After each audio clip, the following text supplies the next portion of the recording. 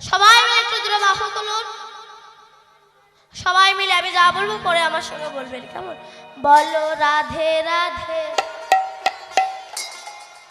राधे राधे वृंदावन में राधे राधे राधा कुंड में राधे राधे श्याम कुंड में राधे राधे गोवर्धन में राधे राधे नंदोवन में राधे राधे बरसोना में राधे राधे जामटिम में राधे राधे अली गली में राधे राधे दर गली में राधे राधे बम गली में राधे राधे मन सरोवर में राधे राधे कुसुम सरोवर में राधे राधे केशी घाट में राधे राधे बंसी घाट में राधे राधे यमुना में राधे राधे कालियादा में राधे राधे तालवन में राधे राधे कमलवन में राधे राधे धूवन में राधे राधे निकुंजवन में राधे राधे प्रेम से वाला राधे राधे जोर से वाला राधे राधे जोर से वाला राधे राधे आरो जोरे राधे राधे आरो जोरे राधे राधे प्रेम से वाला राधे राधे बोले राधे राधे राधे राधे राधे बरसाने वाली रात राधे राधे राधे बरसाने वाले राधे राधे राधे राधे बरसाने वाली राधे राधे राधे राधे बरसाने वाली राधे राधे राधे राधे बरसाने वाले राधे राधे राधे राधे बरसाने वाली राधे राधे राधे राधे बरसाने वाली राधे राधे राधे बरसाने वाले राधे राधे राधे राधे बरसाने वाली राधे राधे राधे राधे राधे राधे राधे राधे राधे राधे राधे राधे राधे राधे जय राधे राधे राधे राधे राधे राधे राधे राधे बोलो राधा रानी की जय वृंदावन धाम की जय बांके बिहारी लाल की जय। जय जय निताई गौर हरि बोल। जय রাধে শ্যাম। পৌঁছে গেলাম আমরা মধুময় শ্রীধাম শ্রী বৃন্দাবনে। আর আজ মধুময় শ্রীধাম শ্রী বৃন্দাবন ধামে আজ গোবিন্দের যে অপ্রাকৃত অহৌতুক লীলা আমরা সাধন করব, এই লীলাটির নাম হলো বৃন্দাবনের দুই কৃষ্ণ। মানে বৃন্দাবন নন্দ নন্দন মা যশোদার হৃদয়ের রতন কৃষ্ণ, আর একটা কৃষ্ণ রেডিমেড তৈরি হবে। এই হলো বৃন্দাবনের দুই কৃষ্ণ লীলা আমরা সাধন করব।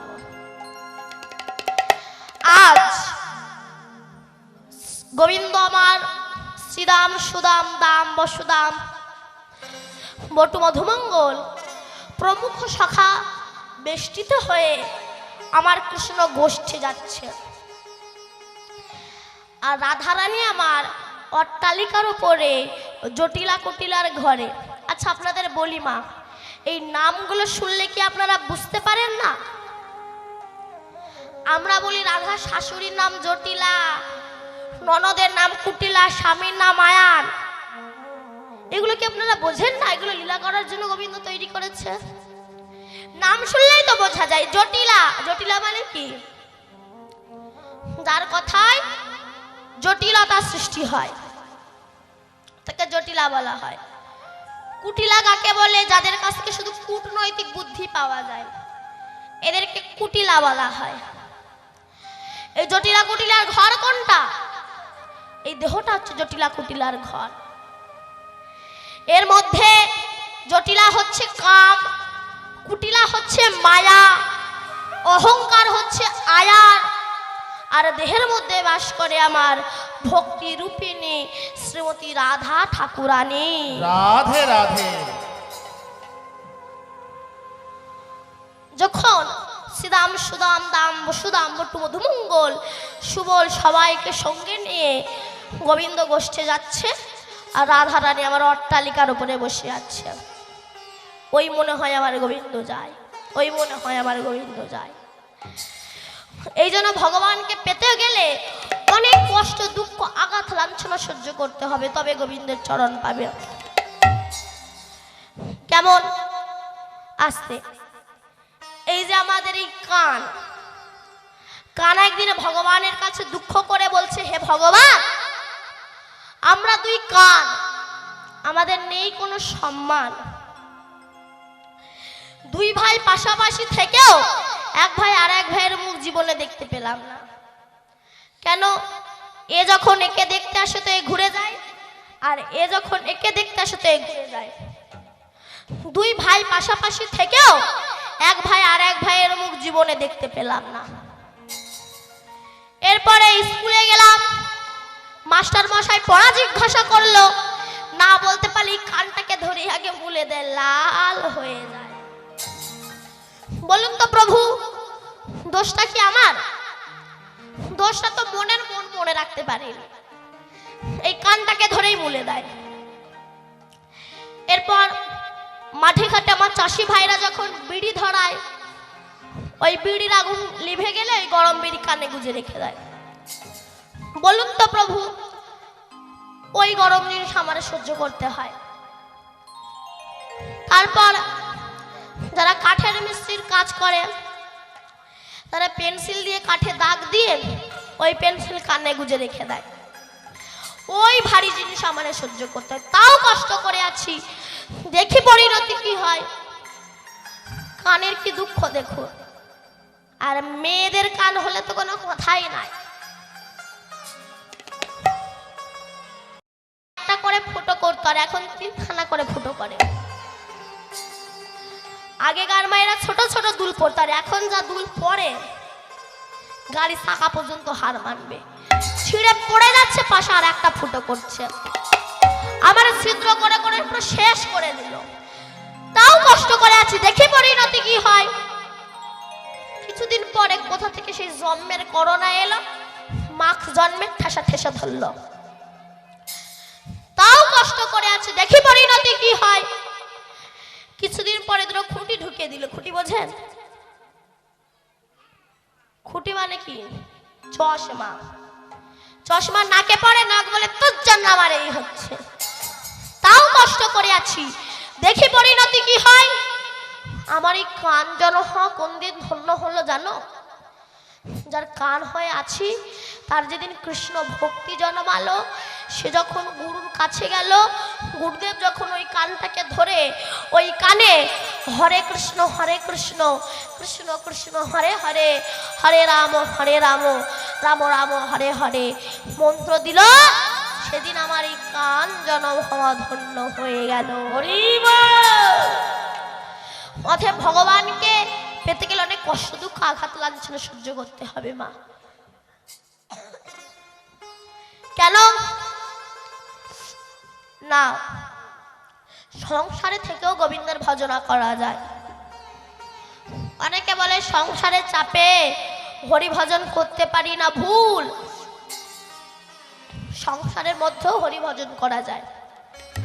কেমন না? ঢেকি, ঢেকি জানেন তো?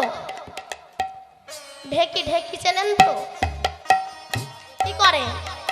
চাল কোটে, ধান ভাঙে। দেখবেন একজন ওই ঢেকির মাথায় এই পেছনে লাথি মারে, আর একজন গড়ের ভিতরে ওইগুলো পাক পাক ঘাড়ি দেয়, ঘুরিয়ে দেয়, হারিয়ে দেয়। তো একজন লাথি মারে, একজন ঘুরিয়ে দেয়। দেখবেন যে ওই হাত দিয়ে ঘুরিয়ে দেয়, আর কোলে বাচ্চা দুধ খায়, চোখ কিন্তু রান্নাঘরে। এই খোকা, রান্নাঘরের দরজাটা খোলা আছে, লাগিয়ে দেয়। কেন? কুকুর ঢুকবে। কোলে বাচ্চা দুধ খায়, সে আবার কাঁদে, তার আবার কান্না থামাতে হয়। কিন্তু বলুন তো, মনটা কোথায়? মনটা কোথায়? ঢেকির গড়ের ভিতরে। কোলে বাচ্চা দুধ খায়, চোখ রান্না ঘরে রয়, ঢেকির কোনায় মন রয়। ঠিক তেমনি যদি ওই ঢেকি থেকে মন, এই গড়ে থেকে মন যদি উঠে যেত, তবে ঢেকি পড়ে হাত চূর্ণ বিচূর্ণ হয়ে যেত। তেমনি সংসার করো, স্বামী সেবা করো, পুত্র প্রতিপালন করো, মনটা গোবিন্দ চরণে দিয়ে দাও। নিতাই গৌর হরি বল বলে গোবিন্দের কৃপা হবেই হবে। তাই রাধারানী আমার অট্টালিকার উপরে বসে আছে কেন? ওই মনে হয় আমার গোবিন্দ যায়, ওই মনে হয় গোবিন্দ যায়। অট্টালিকার উপরে বসে আছেন। এখানে আমার বৈষ্ণব কবি লিখলেন কি, ও গো অট্টালিকা পরি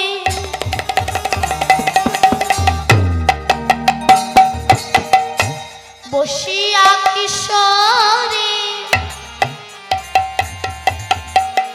ভাবিছে শ্যামর উপখানি। অট্টালিকা পরি বসিয়া কিশোরী ভাবিছে শ্যামমুখখানি। আর এই অট্টালিকা পরি বসিয়া কিশোরী ভাবিছে শ্যামরূপ খানি। অট্টালিকা পরি বসিয়া কিশোরী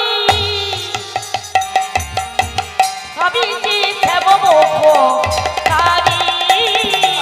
আর এই অট্টালিকা পরি বসিয়া কিশোরী ভাবিছে শ্যামরূপ খানি।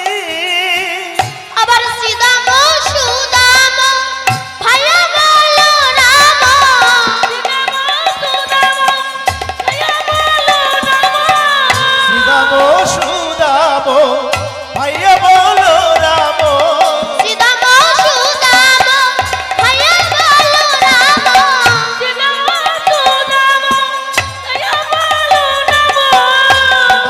সুদাম ভাইয়া বলো রাম। কর দহিবে নূর ধ্বনি, কর দহিবে নূর ধ্বনি।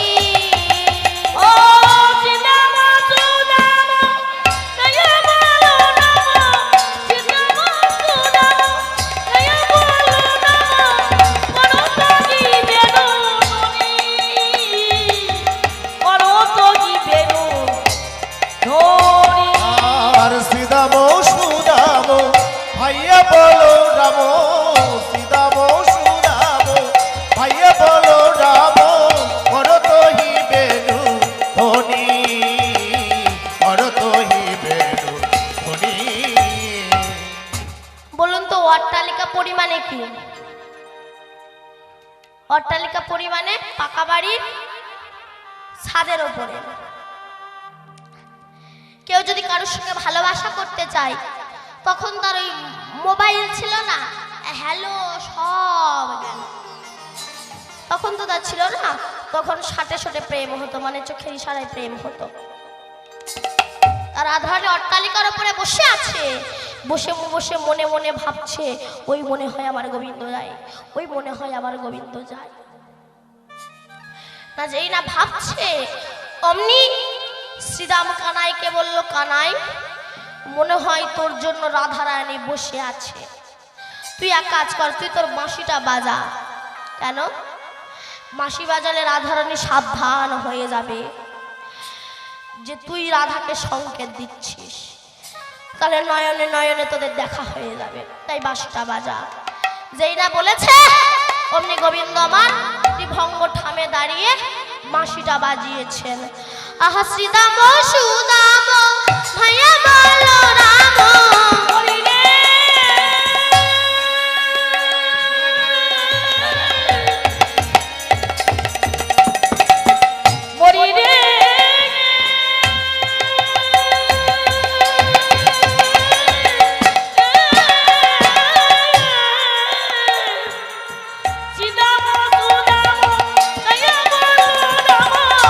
রাম সুদাম ভাইয়া বলো রাম।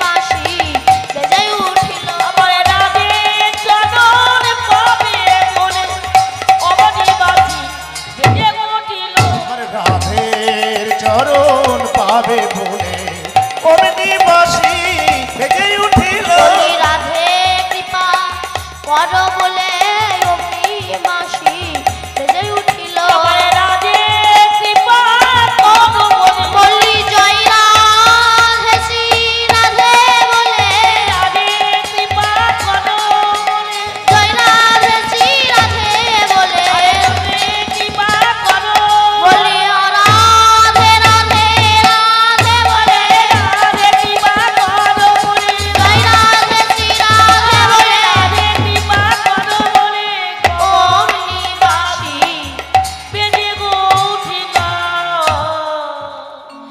যেই বাঁশি বেজে উঠেছে অমনি রাধা রানী, ললিতা, বিশাখা, চম্পকলতিকা, ইন্দুরেখা, সুদেবী, রঙ্গদেবী, চিত্রা, সুচিত্রা আদি অষ্টসখীকে ডেকেছে। আয় ললিতা, কি হয়েছে আয় বিশাখা, বল। শুনতে পাচ্ছিস ওই যে বাঁশির প্রতিধ্বনি? ওই যে বাঁশি বেজে উঠেছে, হ্যাঁ হ্যাঁ শুনতে পাচ্ছেন? হ্যাঁ চলে যাচ্ছে। হ্যাঁ, পাচ্ছেন শুনতে?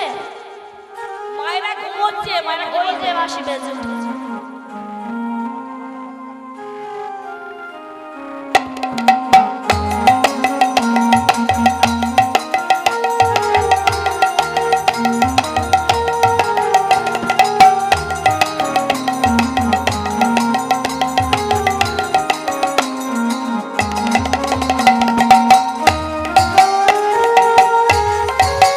হরিমা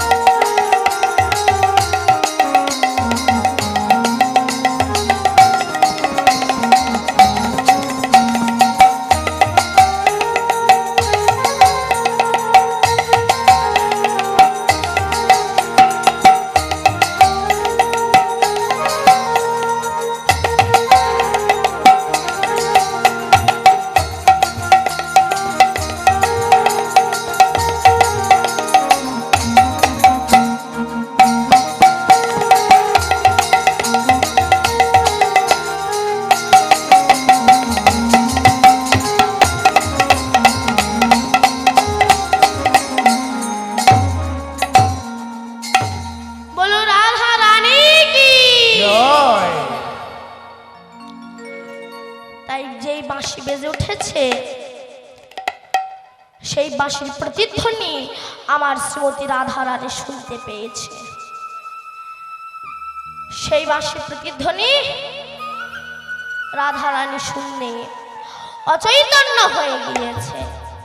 সেখানে বললেন বৈষ্ণব কবি, শুনিবেন রবস্তব্ধ মানসব হইল আহিরি বেলা, শাসন নাহি বহে প্রাণ নাহি দিলে বাড়ালো বিরহ জ্বালা।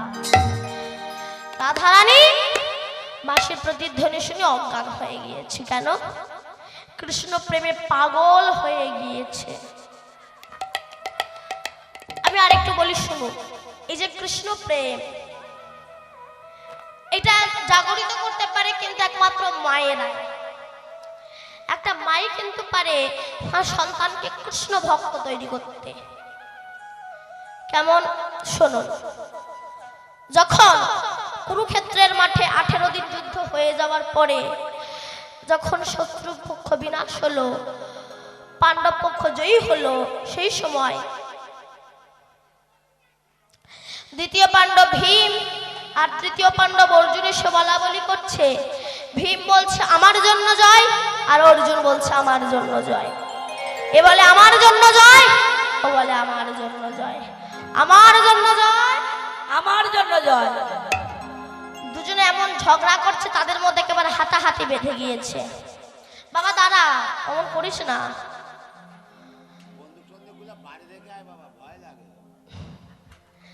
যেই না দুজনে ঝগড়া করছে, পেছন থেকে একটা কাটা মুন্ডু হেসে উঠেছে। ভীম অর্জুন দুজনায় পেছন দিকে তাকে চাই, তুই কে রে? তোকে তো আগে কোনোদিনও দেখিনি। বলে তোমরা আমায় দেখোনি, কিন্তু আমি তোমাদের দেখেছি। আমরা ওকে দেখিনি, ও নাকি আমাদের দেখেছে। আমাদের কি চিনিস? বলে শুধু তোমাদের কেন, তোমাদের বাবারা কেন, তোমাদের ঠাকুরদা কেন, তোমাদের পুরো বংশটাকে আমি চিনি। আমাদের পুরো বংশটাকে চিনিস কই বলতো? বলে মিলিয়ে না, তোমরা চন্দ্র বংশের ছেলে। বিষ্ণু থেকে ব্রহ্মা, ব্রহ্মার পুত্র অগ্রিম, অগ্রিমের পুত্র সোম, সোমের পুত্র বুধ, বুধের পুত্র কুরুরাবা, কুরুরাবার পুত্র আয়ুষ, আয়ুষের পুত্র নহস, নহসের পুত্র যজাতি, যজাতির পুত্র যদু, যদুর পুত্র কুরু, কুরুর পুত্র জন্মেঞ্জয়, জন্মেঞ্জয়ের পুত্র গতিশান, গতিশানের পুত্র মনুষ্য, মনুষ্যর পুত্র চারুপদ, চারুপদের পুত্র রুদ্রাসান, রুদ্রাসানের পুত্র হৃদেশু, হৃদেশুর পুত্র রক্তিনাথ, রক্তিনাথের পুত্র ব্যাভি, ব্যাভির পুত্র দুষ্মন্ত, দুষ্মন্তের পুত্র ভরত, ভরতের পুত্র ইক্ষ্য, ইক্ষ্যুর পুত্র যমন, যমনের পুত্র তৃতি, তৃতির পুত্র উপরিজা বসু, উপরিজা বসুর পুত্র জরাসন্ধ, জরাসন্ধের পুত্র সোমাচি, সোমাচির পুত্র কুশু, কুশুর পুত্র জম্ভু, জম্ভুর পুত্র সুরত, সুরতের পুত্র বিহুরত, বিহুরতের পুত্র আজুকানু, আজুকানুর পুত্র অগ্রধর, অগ্রধরের পুত্র দেবঋষি, দেবঋষির পুত্র ঋক, ঋকের পুত্র বিদিক, বিদিকের পুত্র পতিত, পতিতের পুত্র শান্তনু, শান্তনুর পুত্র বিচিত্রবীর্য, বিচিত্রবীর্যের পুত্র পাণ্ডু, পাণ্ডুর পুত্র ভীম, ভীমের পুত্র ঘটোৎকচ, আর ঘটোৎকচের পুত্র যে হাত ছিল মা বর্বরী। তাহলে দাদু তোমাকে চিনবো না? এমন সময় কৃষ্ণ এসে দাঁড়িয়েছে।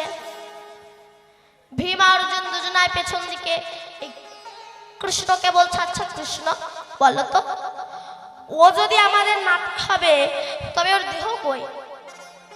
দেহ কই? মাথার চেয়ে দেহ কই? গোবিন্দ বলল, দেহ ছিল, এখন পতিত হয়ে গেছে। কবে? কোন দিন?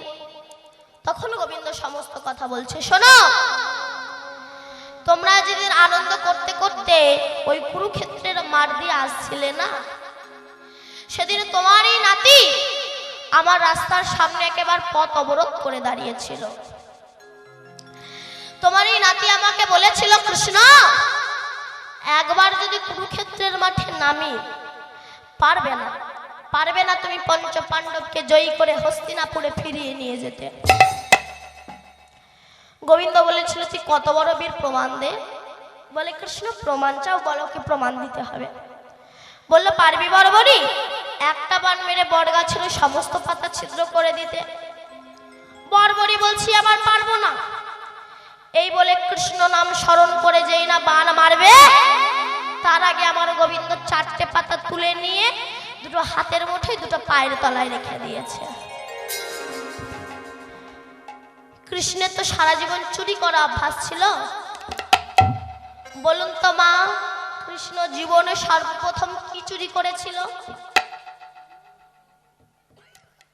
কি চুরি করেছিল? কি চুরি করেছে? চাল কুমড়ো। চাল কুমড়ো? আপনারা বলুন। সর্বপ্রথম চুরি করেছিল পুতনা রাক্ষসীর প্রাণ, 6 দিন বয়সে। তারপরে ব্রজ মায়েদের ঘরে ঢুকে ঢুকে কৃষ্ণ নবনী চুরি করেছিল। চুরি করা অভ্যাস তো, তাই দুটো পাতা হাতের মুঠোয় দুটো পাতা পায়ের নিচে রেখে দিয়েছে। এদিকে বর্বরী কৃষ্ণ নাম স্মরণ করে বান মেরেছে। যেই না বান মেরেছে, বট গাছে সমস্ত পাতা ছিদ্র হয়ে বান রিটার্ন ফিরে এসেছে। গোবিন্দ বলল, দেখ বর্বরী, আমি বট গাছে সমস্ত পাতা ছিদ্র করে দিয়েছি। কৃষ্ণ হাসছে, বর্বরী গাছের পাতা ছিদ্র করলি, এখনো 4টে পাতা ছিদ্র করতে পারলি না। বর্বরী বলছে, কৃষ্ণ হেসো না, আগে হাত দুটো খুলে দেখো পাতা ছিদ্র হলো কিনা, পা দুটো নড়ি দেখো পাতা ছিদ্র হলো কিনা। যেই না আমার গোবিন্দ করুণার হাত দুটো খুলেছে, দেখছে হাতের দুটো পাতা ছিদ্র হয়ে গিয়েছে। পা নড়িয়ে রাখে কিনা, পায়ের দুটো পাতাও ছিদ্র হয়ে গেছে। গোবিন্দ চমকে উঠেছে, বর্বরী তুই তো করলি কি করে?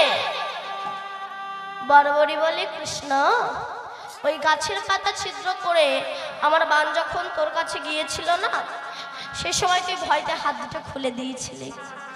সে সময় আমার বান তোর হাতের দুটো পাতাকে ছিদ্র করে দিয়েছে। আমার বান যেই না তোকে প্রণাম করতে গিয়েছে, তুই ভয়তে পাটা নাড়িয়ে নিয়েছিলি।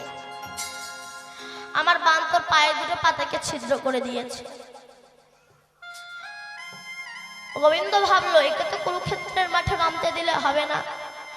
বড়বড়ি, মাঠে যুদ্ধ করার আগে আগে আমার সঙ্গে যুদ্ধ করো। বড়বড়ি বলছেন, যুদ্ধ কর। যুদ্ধ করার প্রারম্ভে গোবিন্দ বলল, আচ্ছা বড়বড়ি, তোকে একটা প্রশ্ন করি। তোর দাদু যদি ভীম হয়, তুই তার পক্ষে না গিয়ে শত্রু পক্ষে গেলি কেন?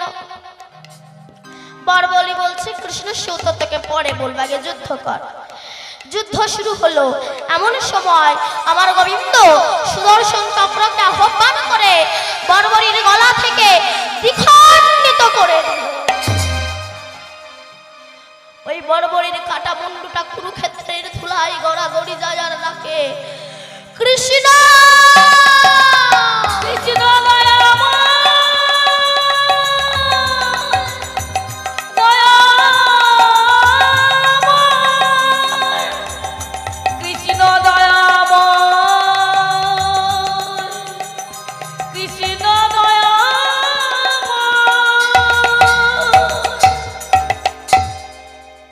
গোবিন্দ বলল, বড়বড়ি তুই কৃষ্ণ ভক্ত, আগে কেন বললি না? বড়বড়ি বলছে, কৃষ্ণ যদি আমি বলতাম, আমার এই নশ্বর দেহটা তো তোর সেবায় লাগতো না। তখন বড়বড়ি বলেছিল, কৃষ্ণ তুই বলেছিলি না আমি দাদুদের দলে না গিয়ে শত্রুপক্ষে গেলাম কেন জানিস? আমার মা আমাকে প্রতিদিন বলতো, বড়বড়ি যুদ্ধ যদি তোকে কোনোদিনও করতেই হয়, তবে তোর দাদুরা যে পক্ষে যাবে সেই পক্ষে যাবি না, শত্রু পক্ষে যাবি। আমি আমার মাকে বলেছিলাম, মা আমি দাদুদের দলে না গিয়ে শত্রু পক্ষে যাব কেন? আমার মা আমাকে বলেছিল, বড়বড়ি যদি শত্রু পক্ষে যাস আর মরণও যদি হয়, তোর দাদুদের হাতে হবে। আর তো দাদুরা হলে কৃষ্ণ ভক্ত, আর কৃষ্ণ ভক্তের হাতে যদি একবার মৃত্যু হয়, তোকে আর এই রাক্ষস কুলে আসতে হবে না। তুই নিতাই গৌর হরিবল বলে গোবিন্দের চরণের দাস হয়ে থাক। হরিবল।